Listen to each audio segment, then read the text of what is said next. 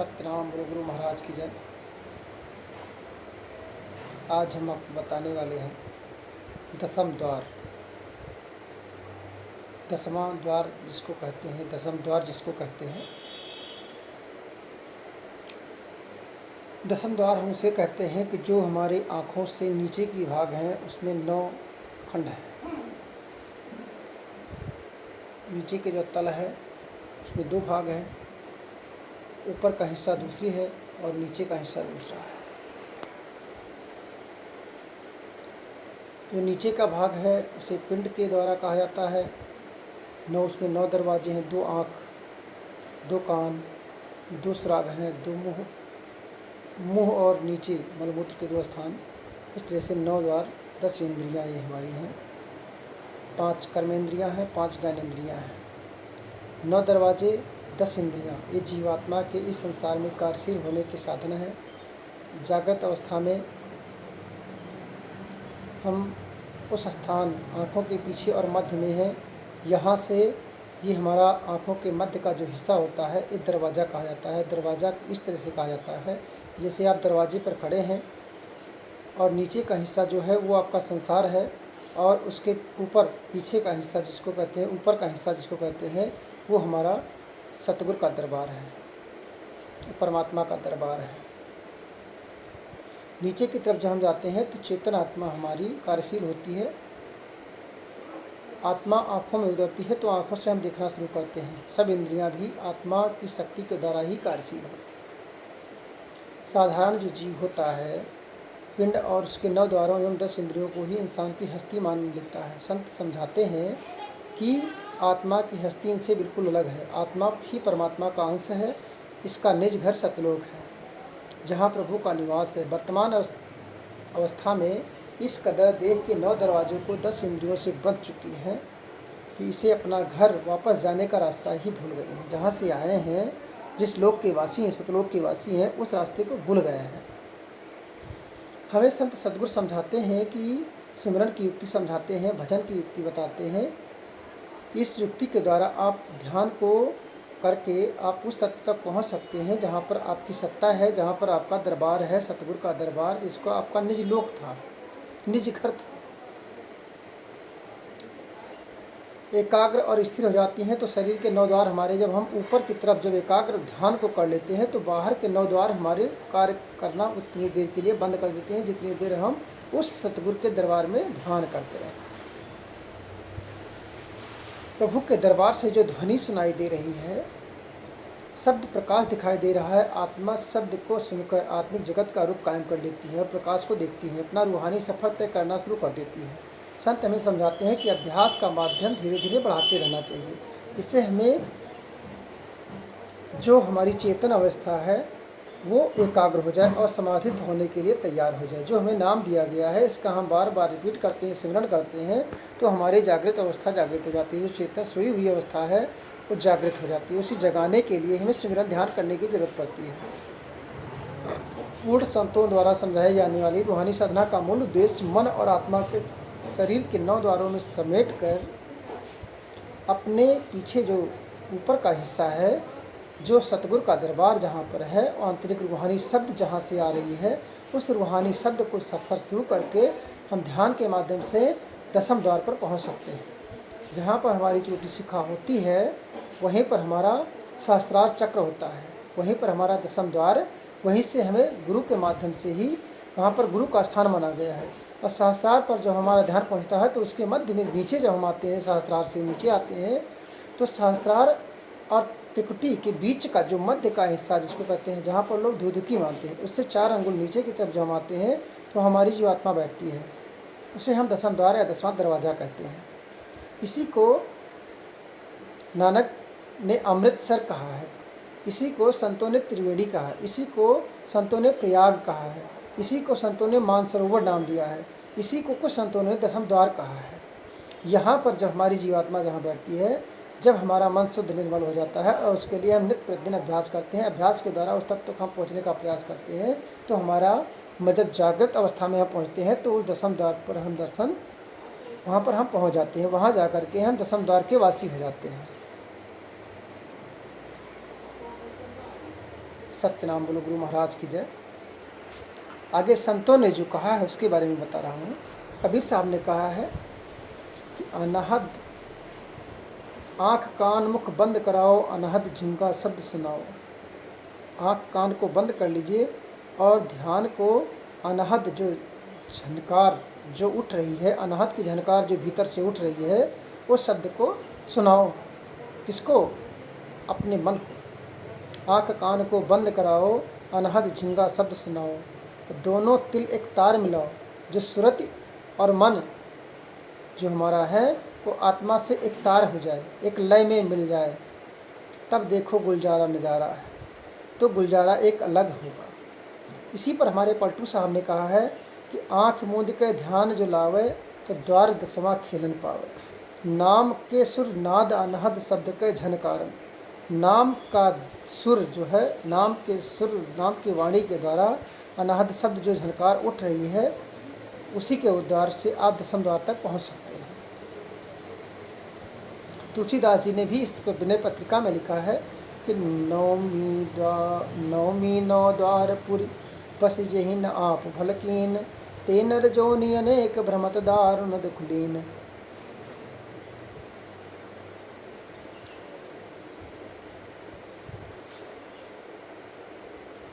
कबीर साहब ने उस दसवां द्वार का वर्णन करते हुए, सतलोक का वर्णन करते हुए कहते हैं कि हम साहिब सतलोक के वासी, संतों सुन सुन आवत हांसी। दूर देश पहुँचा नहीं जाता, आगे गम है घाटी। दूर देश पहुँचा नहीं जाता, आगे मारंग घाटी। देश हमारे अंधकार है, देश हमारे अंधकार है, आगम ज्योति प्रकाशी। साहिब हैं वही लोक के वासी, संतों सुन सुन आवत हांसी। राति दिना वहाँ दूनों नाही, ना संध्या पर भाती। राति दिना दोनों नहीं नाही, ना संध्या ना पर भाती। माति पिता से जन्मे नाही, ना तीरिया संगराती। साहिब है वही लोक के वासी।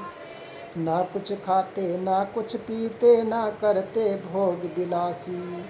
ना कुछ खाते ना कुछ पीते, ना करते भोग बिलासी। काल जाल की दरार नहीं है, नहीं जमों की फांसी।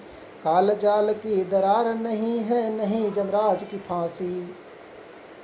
कहें कबीर सुनो भाई साधो, वह जीवित ही मर जासी।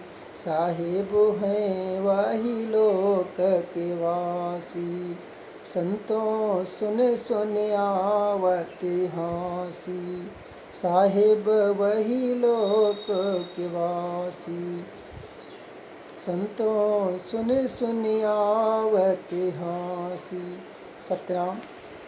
तुलसी साहब ने हमारे घट रामायण में लिखा है कि खस खस के दाने के अंदर ये शहर खुदा का बसता है।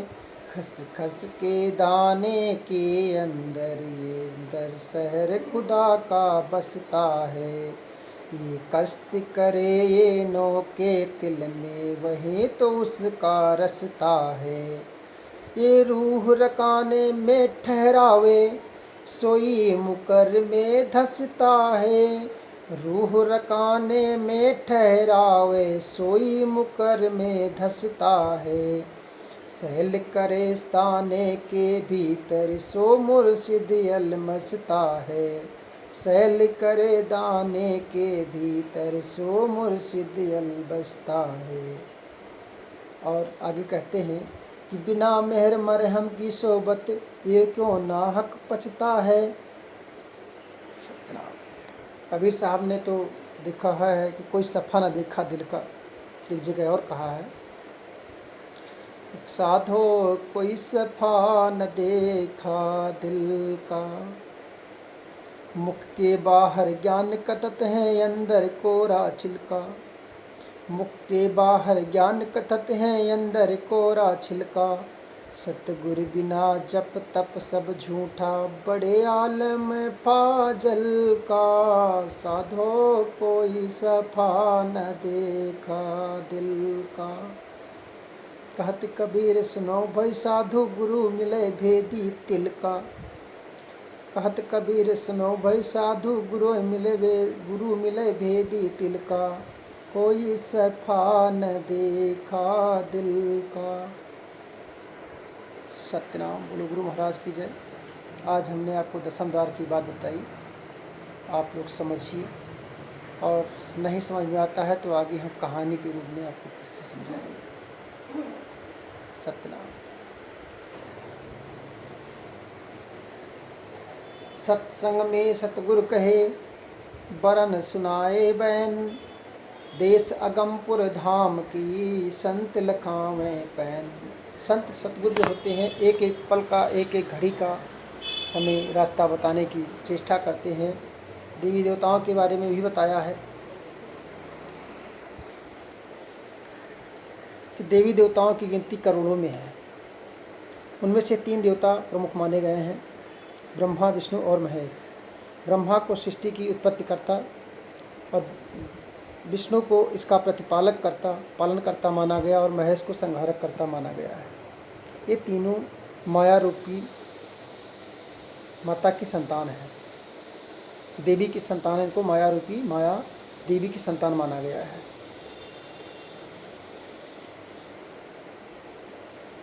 तीनों देवता माया के पुत्र हैं। माया उसके पुत्र हैं और सभी देवी देवता उस कर्ता पुरुष के हुक्म में रहते हैं।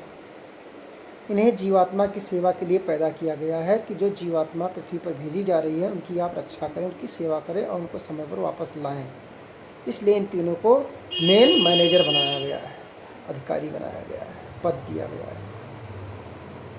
सभी देवी देवताओं का दायरा जो होता है वो 6 चक्रों तक होता है।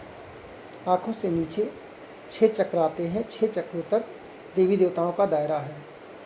और जब हम ऊपर की तरफ जाते हैं, 7वें द्वार पर पहुंचते हैं, तो 7वें द्वार पर ये देवी देवताओं का बसेरा नहीं होता। गलत नहीं है देवी देवताओं की पूजा करना, लेकिन आप 7वें द्वार तक जाना चाहते हैं और ये 6 चक्रों तक जो हमारा होता है, ये हमारा जन्म मृत्यु का जो बंधन है, इससे हम छुटकारा नहीं पा सकते। 84 से मुक्ति नहीं मिलती। अब जो लोग 84 से मुक्ति चाहते हैं वो इन देवी देवताओं से ऊपर थोड़ा और आगे जाएं, 6 चक्रों से उठकर 7वें द्वार तक पहुंचेंगे। सतलोकवासी तभी बन पाएंगे जो 7वें द्वार पर पहुंचेंगे, जहाँ सतगुरु का दरबार है। 6 चक्रों तक देवी देवताओं का, ब्रह्मा विष्णु महेश का बसेरा है। 6 चक्रों तक आप आँखों तक पहुँचेंगे। आँखों के नीचे जितने आँखों तिल तक पहुँचेंगे, आज्ञा चक्र तक, मन तक, तहाँ तक देवी देवताओं का बसेरा है। और उससे पार जाने के लिए 7वें चक्र पर आपको जाना पड़ेगा। जब हमारी मौत होती है तो इंद्रिय चक्र जब टूटता है तो ब्रह्मा का नाभि, इंद्रिय चक्र से ब्रह्मा का, इंद्रियों का संबंध ब्रह्मा से होता है। नाभि चक्र का संबंध टूटता है तो विष्णु का, और हृदय चक्र जब टूटता है तो शिव जी का कंठ चक्र टूटता है। जब नाभि चक्र टूटता है तो ब्रह्मा का, और हृदय चक्र टूटता है तो विष्णु का, और शिव चक्र जब टूटता है तो कंठ का और इनकी माता का नाश हो जाता है। संत महात्मा समझाते हैं कि देवी देवताओं भी भोग योनियाँ भोग रहे हैं। जो अच्छा शुभ कर्म करता है उन्हें देवत्व की प्राप्ति हो जाती है, वो भी अपनी एक योनि में भोग रहे हैं। देवता होना भी मुक्ति नहीं है, देवता होना भी एक शुभ कर्म है। जिनको पद मिल गया है वो अपना कार्यभार संभाल रहे हैं। जो लोग मनुष्य जन्म में अतिश्रेष्ठ कर्म करते हैं उन्हें विभिन्न पुरियों के देवताओं की पदवी प्राप्त हो जाती है। इन देवताओं को इच्छा मात्र से मनोवांछित भोगों की प्राप्ति हो जाती है। जैसा जो देवता अच्छा कर्म करता है उनसे पूछा जाता है कौन से देवता बनना चाहते हो, तो ऐसा देवता उनको बना दिया जाता है। लेकिन मृत्युमंडल में जब उनकी पुण्य कर्म क्षीण हो जाते हैं, उनके कर्म खत्म हो जाते हैं, तो मृत्युमंडल में उनको फिर से वापस आना पड़ता है। एक कर्मों का बंधन है, शुभ कर्मों का फल है। जैसा जो कर्म किया है, पुण्य क्षीण होने पर पुनः देवी देवताओं को भी मृत्युलोक में आना पड़ता है। देवी देवता भी कर्म और फल तथा आवागमन चक्र से बंधे हुए हैं। आवागमन की मुक्ति के साधन नहीं है, आवागमन मुक्ति का मार्ग है। और जब इनका वो आवागमन मुक्ति का मार्ग में फंसे रहते हैं, अगर इस सातवें चक्र के द्वार में देवी देवता बन करके मनुष्य, और सातवें चक्र पर मनुष्य ही एक है जो मनुष्य जन्म में ही सातवें चक्र का भेदन कर सकता है। देवी देवता तो अपने पदभार संभाले हुए हैं, वो अपने पद से च्युत नहीं हो सकते, क्योंकि उनको एक पदवी दे दी गई। और उस पद के लिए जब क्षीण होगा पुण्य उनका, तो फिर मृत्यु लोक पर आएंगे और मनुष्य जन्म का जब रूप लेंगे तो उसमें अपने सातवें चक्र के बारे में जानकारी प्राप्त कर सकते हैं। देवी देवता भी वहाँ साधना करने के लिए नहीं है, उनको कार्य करने के लिए दिया गया है कि आप इस कार्य के लिए उपयुक्त हैं तो आप ये कार्य कीजिए। देवी देवता भी कार्य के अधीन है, समर्थवान होते हुए भी कार्य के अधीन है, सद्गुरु के अधीन है। एक ही साधन पूर्ण शब्दों की बताई हुई युक्ति के अनुसार जब आप हृदय में आत्मा उस शब्द से जोड़ लेते हैं, नाम को शब्द से जुड़ जाते हैं, तो नाम की कमाई जितनी ज़्यादा होगी उतनी ज़्यादा ही आपको उसी हिसाब से पद मिलेगा। मैं आपको एक छोटी सी कहानी बताता हूँ। एक सेठ जी थे, तो उनके 4 पुत्र थे। जब वो यहाँ पर एक गाय पाले थे, उनके गाय एक बछड़ा भी था। चारों पुत्रों को पढ़ाया लिखाया, चारों पुत्रों को डॉक्टर बना दिया। 3 पुत्र इंजीनियर हो गए, चौथा पुत्र डॉक्टर हो गया। कुछ समय बाद जो वो वृद्ध हो गए, सेठ जब वृद्ध हो गए, गाय पाले थे, उनका बछड़ा भी था और धन बहुत कमाया था। जमींदार, बहुत धन संपत्ति बटोर के रखे सेठ जी, बिल्कुल जमींदारी प्रथा बना दिया। लेकिन जब वो बीमार हो गए, बहुत ज़्यादा जब बेहोश होने की स्थिति में आ गए, बोल नहीं पा रहे थे, तो तीनों इंजीनियर जो बेटे थे वो इकट्ठा हुए और कोई डॉक्टरों को बुलाया, बड़े बड़े डॉक्टरों को बुलाया कि जो कुछ संपत्ति हो, धन हो, इकट्ठा करके बता दें हमें पिताजी। लेकिन उनको बोल नहीं आ रही थी। उनका जो छोटा बेटा था, डॉक्टर था, उसको बुलवाया। बोले आपके पास डॉक्टरी में कोई ऐसी विद्या नहीं कि जो एक बार आवाज़ दे सके। चौथी बार जो डॉक्टर लड़का था, उसने कहा कि एक विद्या है, बहुत महंगी सुई है, 1 लाख की सुई है, इसको लगाएंगे तो कुछ समय के लिए बोल सकते हैं। तो तीनों डॉक्टर इंजीनियर ने कहा डॉक्टर लड़के ने कि 1 लाख की है तो क्या हुआ, लगाओ। चौथा बेटा 1 लाख की सुई लगा दिया। और वो पिताजी जब जगे तो बोले क्या कि मेरे सामने ही बछड़ा झाड़ू खा रहा है और आप लोग क्या करेंगे मेरे मरने के बाद। ऐसे कर्मों में आदमी बंध जाता है अंतिम समय में कि जीते जी मेरे बछड़ा झाड़ू खा रहा है और आप लोग मेरे पे चक पकड़ पड़े हैं, और इतने में ख़त्म हो गए। तो 1 लाख वो भी चला गया। तो लालच बुरी बला है, और आदमी चाहे जितना धन कमा लेता है उसको संतुष्टि नहीं मिलती, आत्मसंतुष्टि नहीं होती है। आत्मसंतुष्टि के लिए ही हमें गुरु धारण करना पड़ता है। गुरु धारण करके हम नाम शब्द से जितना जुड़ते हैं उतनी ज़्यादा ही हमें कमाई होगी। नाम कमाई से एक सेठ और थे, उनकी कहानी में बताता हूँ आपको कितना नाम कमाया था। वो यहाँ पर धन दौलत बहुत ज़्यादा इकट्ठा कर लिए, लेकिन जब उनकी मृत्यु समय आई और जब यहाँ से वो मरे सेठ जी, तो सेठ जी जब ख़त्म हुए तो जाने से पहले उन्होंने यहाँ से नोटों का भरा सूटकेस तैयार करवाया कि वहाँ जाएंगे, हिसाब किताब कर लेंगे। तो वहाँ जब पहुँचे दरबार में धर्मराज के पास, तो वहाँ पर हिसाब किताब लेखा जोखा जहाँ होता है, बही खाता लिखा जाता है, वहाँ पर सूटकेस पहुँचाया। तो वहाँ पर देखा तो कोई बात ही नहीं करने वाला था, क्योंकि 1 दिन पहले ही पहुँच गए। धर्मराज ने सामने ही बार बार जाना चाहते थे कि हम 2 सूटकेस रुपये लाए हैं, कुछ घुसखोरी हमारी चल जाए, लेकिन ये नहीं समझ पाए उनके आया कि घुसखोरी इस लोक में चल सकती है, उस लोक में कोई घुसखोरी नहीं चलती। वहाँ जो अपने कमाई की है वही कमाई का फैसला होगा। दूसरे दिन दरबार लगा। उससे पहले ये रात में द्वारपाल से पूछा कि यहाँ पर सोना क्या भाव है। तो बोले सोना यहाँ तो बहुत सस्ता है, यहाँ सोने की कोई कीमत नहीं है, बहुत सस्ते मिलता है। तो बोले मेरे पास 2 सूटकेस रुपये हैं और उसके बदले मुझे सोना मिल जाए। तो बोले ये तो कल दरबार में आपको धर्मराज की दरबार लगेगी तो वहीं पर आप ले लेना। धर्मराज की दरबार लगी तो बोले महाराज मुझे 1 दिन का मौका दे दीजिए और 2 सूटकेस रुपये ले लीजिए, ये रुपये के लेकर के हम चले जाएँ सोना ले करके पृथ्वी लोक पर। धर्मराज ने कहा तुम्हारा समय पूरा हो गया है, अब इससे तुम नहीं खरीद सकते, और यहाँ पहली बात, ये मेरे लिए रद्दी है। यहाँ पर तो वो सिक्के चलते हैं जो खरे सिक्के हैं, सच्चे सिक्के चलते हैं। सच्चा सिक्का क्या है? सच्चा सिक्का नाम का सिक्का चलता है यहाँ, बाकी कोई सिक्का काम नहीं करता। जैसे विदेश का रुपया अपने देश में नहीं चलता, उसी तरह से इस देश का सिक्का उस देश में नहीं चलता। उस देश में तो सच्चा नाम का सिक्का चलता है। जो तुमने नाम की कमाई की है, वो नाम की कमाई ही वहाँ पर चलेगी, उसी का हिसाब किताब होगा। बाकी ये लेखा जोखा, ये सब कर्मों का लेखा जोखा, दान पुण्य का लेखा जोखा का हिसाब किताब होगा कि पुण्य तुमने दान किया है, कितना किसी की परोपकार किया है, कितना किसी जीवन में सहयोग किया है, कितना दुख दिया है, यही हिसाब किताब होगा। बाकी तुमने कितना धन कमाया है, ये कोई नहीं पूछेगा वहाँ। इसलिए मनुष्य योनि को देव योनि से भी ऊंचा माना गया है। कबीर साहब कहते हैं कि इस देही को सुमिरो देव, सो देवी देही भज हर की सेव। आप प्रेरणा देते हैं कि मनुष्य प्राप्त करने के लिए देवी देवता भी तरसते हैं, इसलिए इस दुर्लभ शरीर का लाभ उठाइए और परमात्मा की प्राप्ति का यत्न कीजिए। भगवान कृष्ण ने गीता में समझाया है कि जो इस मनुष्य शरीर पा करके इष्ट की आराधना नहीं करता, जो इष्ट की आराधना करता है वही परमात्मा को पाता है, और जो इष्ट की आराधना नहीं करता, जो नाम की कमाई नहीं करता, वो परमात्मा को नहीं पाता है। देवी देवताओं की पूजा करने वाले देवी देवताओं को और कुल मालिक की, जो सतगुरु की भक्ति करने वाले हैं, वो सतगुरु लोक के मालिक की प्राप्ति होती है। जो देवी देवता की पूजा करते हैं वो देवी देवता के लोक में जाएंगे। जो जिस देवता को मानता है उस देवता के लोक का वासी होगा। जिस पर सच्ची इसकी श्रद्धा होगी, पद सबका है, सबके लोक का वो दरबार है, सबका दरबार है, देवी देवताओं का भी दरबार है, वो उस लोक में जाएंगे। जो सतलोकवासी होना चाहते हैं, जो जन्म अजर अमर मुक्त होना चाहते हैं, वो सतलोकवासी बनना चाहते हैं, वो सतलोक को जपे।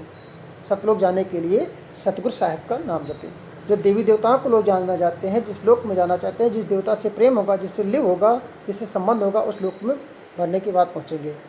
जो देवी देवताओं के चक्कर में न पड़ करके कूट कपट में ईसा दोष में दम में मर जाते हैं, जो संसारी माया में लिप्त रहते हैं, वो भूत प्रेत पिशाच बन जाते हैं, वो इसमें लिपटे रहते हैं, संसार में लिपटे रहते हैं। हमारे चरणदास जी महाराज संत ने कहा है, जिस जिस देवत को धावे, ताको लोक वहीं वही जावे। ठाकुर का कोई भक्ता अलावे, वाको लोक वही जा बस जावे।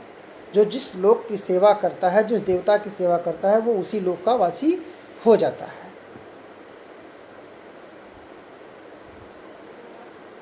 इंद्रपुरी महि सस्वर मरना, ब्रह्मपुरी निश्चल नहीं रहना।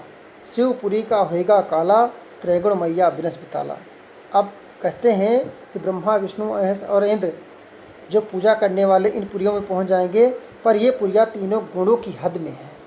आप पहुंच तो जाएंगे, लेकिन ये तीनों रजोगुण, तमोगुण और सत्वगुण के दायरे में आती हैं, और इनसे सतलोक दरबार जो है इन तीनों पुरियों से, तीनों लोकों से, तीनों जो गुण हैं इनसे परे है। वहाँ जाने के लिए तीनों गुणों को आपको छोड़ना पड़ेगा, और ये तीनों गुण नासमान है। इसमें जो रहता है तीन गुण नासमान है।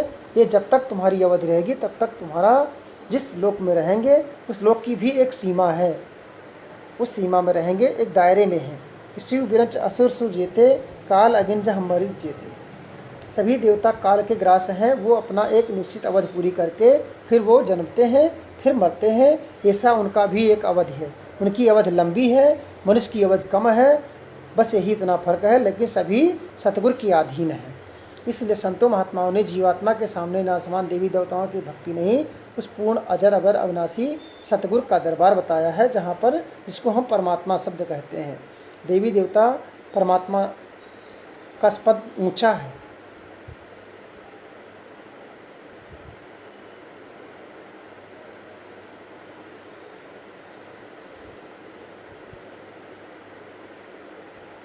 रामचरितमानस में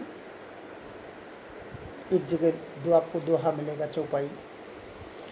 देखे शिव विधि विष्णु बिनय का, देखे शिव विधि, देखे शिव विधि विष्णु अनेका। अमित प्रभाव एक ते एका, बंदत चरण करत प्रभु सेवा। विविध बेस देखहि सब देवा। कबीर साहब ने कहा है कि 10 अवतार निरंजन कहिए, सोय अपनो ना होई, यह तो अपनी करनी भोगे, करता और रही होई। पलटू साहब ने भी इस पर कहा है कि कोटिन विष्णु जहाँ कोटि शिव खड़े हैं, कोटिन ब्रह्म तहाँ कथें बानी, कोटिन देवी जहाँ खड़ी हैं चेरिया, कोटिन फन सहस न मरम न जानी, कोटिन आकाश पताल कोटि हैं, कोटि ब्रह्मांड कोटि है खानी। दास पलटू कहें सतगुर दरबार में, इंद्र कोटि तह भरते हैं पानी। सतगुरु के दरबार में सभी देवता उसकी जी हुजूरी करते हैं। सबसे सच्चा सतगुरु दरबार है, सचखंड है, सतलोक दरबार है। रविदास जी कहते हैं कि रविदास हमारो राम जी, दशरथ कै सुत नाहि, राम राम हूँ महि राम रो, बिसहु कटम बहु माहि। तुलसी साहब ने घट रामायण में लिखा है कि 10 अवतार ब्रह्म करे होई, ताको कहिए निर्गुण सोई, तिन पुनि रचा पिंड ब्रह्मांडा, 7 दीप पृथ्वी 9 खंडा, सब जग ब्रह्म ब्रह्म करि गाई, आदि अंत की राह न पाई। आदि अंत की राह नहीं पाते हैं। और कबीर तुलसी साहब कहते हैं कि 10 अवतार काल ठग के रे, ब्रह्मा विष्णु पुत्र जमु चेरे। ये काल के पुत्र हैं। ठग ठग मिली सब जाल पसारा, अस नहीं हो ही जीवन निर्बारा। ये सब मिल करके ऐसा खेल रच लिए हैं, माया का जंजाल रच लिए हैं, ये घुमा फिरा के अपने में ही बजाय रखते हैं। इसको 7वें द्वार पर सतलोक दरबार जाने ही नहीं देते। इसीलिए तुलसीदास जी महाराज ने रामचरितमानस के उत्तरकांड में लिखा कि इंद्री द्वार झरोखा नाना, तहाँ तहाँ देव बनाए थाना, जब कोई देखई विषय बयारी, तुरत दे कपाट उघारी। जब शरीर में कोई विघ्न बाधा, शरीर ये देवी देवताओं की पूजा करती है, तो आपने इतिहास में शास्त्रों पुराणों में जो वर्णन है उसमें देखिए कि देवी देवता जो होते हैं, जब कई मुसीबत आती है, राक्षस लोग जब आक्रमण करते हैं तो देवी देवता भाग जाते हैं। उसी तरह से शरीर पर जब कोई भूत प्रेत, जब कोई रोग व्याधि जब शरीर पर आक्रमण करती है तो देवता लोग थाना बनाए, सभी इंद्रियों पर थाना बनाए तो बैठे हैं, लेकिन जब कोई रोग व्याधि आती है तो झरोखे में बैठे हैं, झरोखा बनाए, एक थाना बना कर बैठे हुए हैं, तहाँ पर देव बनाए थाना। जब कोई देखें विषय व्याधि, तुरंत देह कपाटाकारी, दरवाज़ा खुला छोड़कर चले जाते हैं, इसलिए व्याधि शरीर में घुस जाते हैं।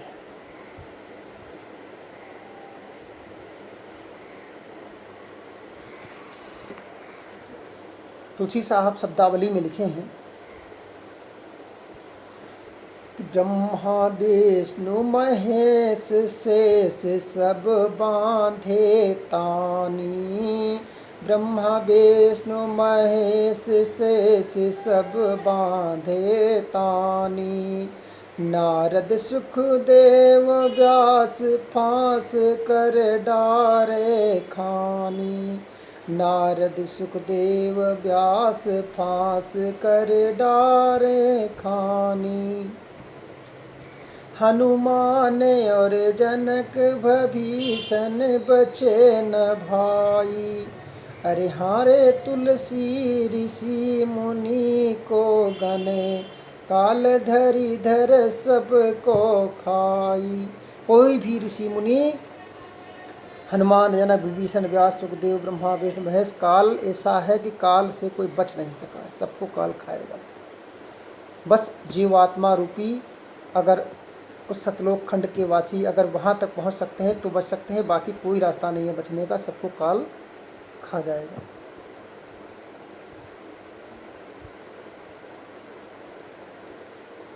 सार वचन में स्वामी जी, राधा स्वामी जी ने, महाराज ने लिखा है कि कौन करे आरत सतगुर की, कौन करे आरत सतगुर की, ब्रह्मादिक सब तरस रहे।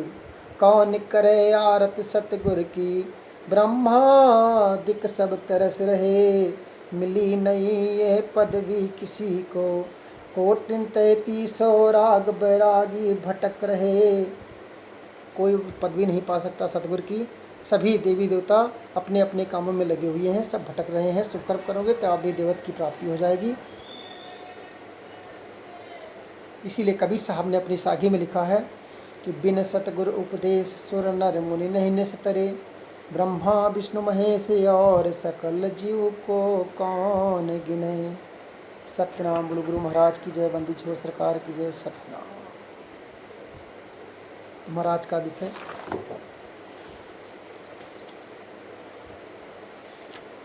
दसम द्वार की थी। आगे हम आपको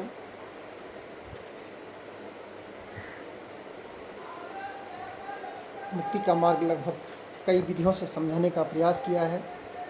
जिन लोगों को नहीं समझ में आ रहा है उनके लिए क्षमा प्रार्थी हूँ, क्योंकि ये सतलोक की बात थी।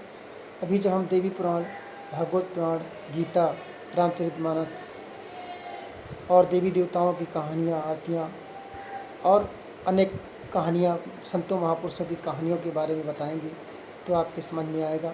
अभी तो हमारी जो गुप्त रूपी बात थी, शब्द थे, इस शब्द भेद का वर्णन अभी तो मैं कर रहा हूँ। अभी कुछ दिन और चलेगा। सत्य।